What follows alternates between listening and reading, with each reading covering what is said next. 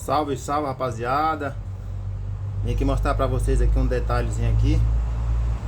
O cliente chega na sua mecânica, na sua oficina, relatando que trocou a pastilha e o barulho continua. Aí o cara chega na sua oficina aqui e você vai lá e faz. Verifica o que tá acontecendo. Aí você já vê aqui, ó, o tanto de cola que colocaram aqui, ó, pra parar o barulho. Ó, é muita cola. Ó o tanto de cola.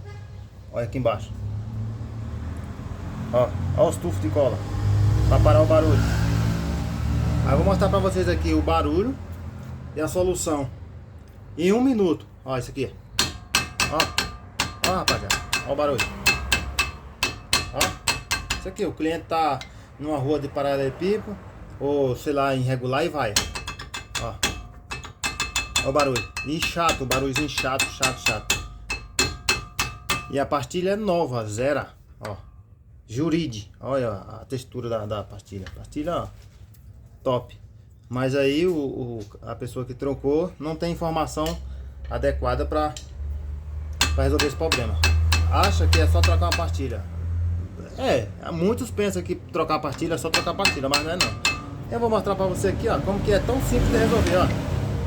Tá vendo essa travinha aqui, ó? Ó, essa travinha aqui. Ó. Essa travinha aqui, ela vai... Aqui onde é que ela vai encaixadinha aqui, ó. Só você chegar e fazer isso aqui, ó. Ó.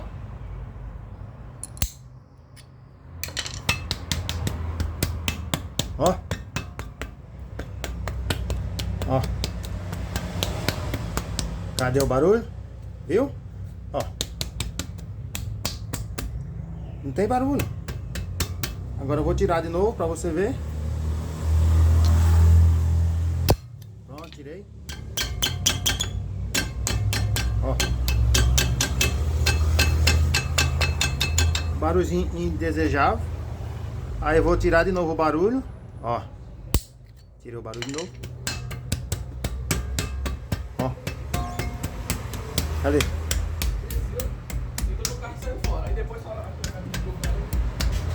Pronto, rapaziada. Acabou o barulho. Simples essa travinha aqui, ó. Só essa travinha. Você trava ela e destrava. Vou destravar ela.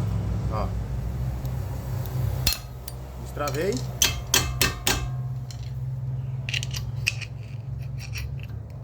Olha lá. Ó.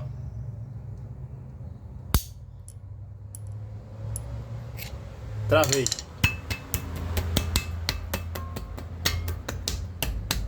Cadê? Simples de resolver.